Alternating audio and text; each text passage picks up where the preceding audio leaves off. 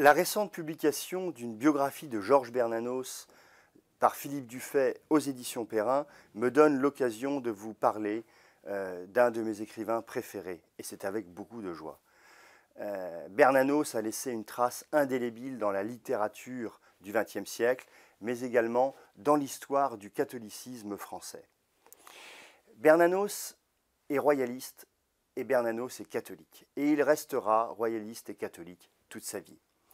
Pour comprendre son itinéraire intellectuel, eh bien, il y a deux essais. Le premier, c'est La grande peur des bien-pensants, où derrière le portrait trop flatteur de l'écrivain nauséabond, antisémite Édouard Drummond, se cache, beaucoup plus intéressant, la critique d'une bourgeoisie française dévorée par son amour de la richesse. Et puis, il y a ce fameux livre qui, dans les années 30, assurera la popularité de Bernanos, Les grands cimetières sous la lune, où, pendant la guerre civile espagnole, il défend, contre toute attente, les républicains contre les nationalistes catholiques qui ont trahi les valeurs de l'Évangile.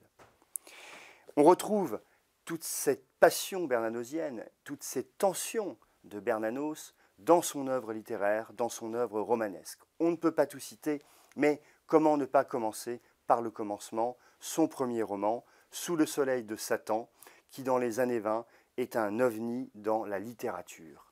Ce magnifique texte sera mis en scène au cinéma par Maurice Pialat dans un film extraordinaire où il donne à Gérard Depardieu un de ses plus beaux rôles.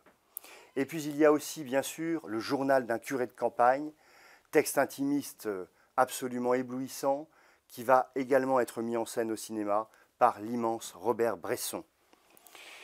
Et puis comment ne pas citer évidemment La joie, parce que la littérature de Bernanos, c'est une littérature du combat spirituel, et dans La joie, on est vraiment au cœur de cette problématique.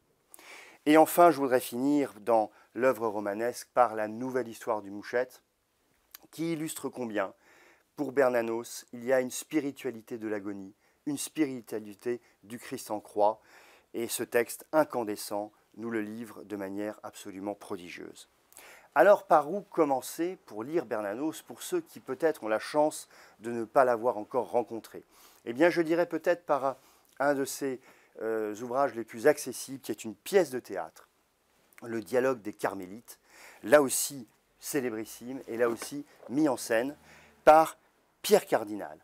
Le dialogue des Carmélites raconte l'exécution par le pouvoir révolutionnaire des Carmélites de Compiègne, et on retrouve évidemment toute l'œuvre flamboyante de Bernanos dans cette pièce de théâtre.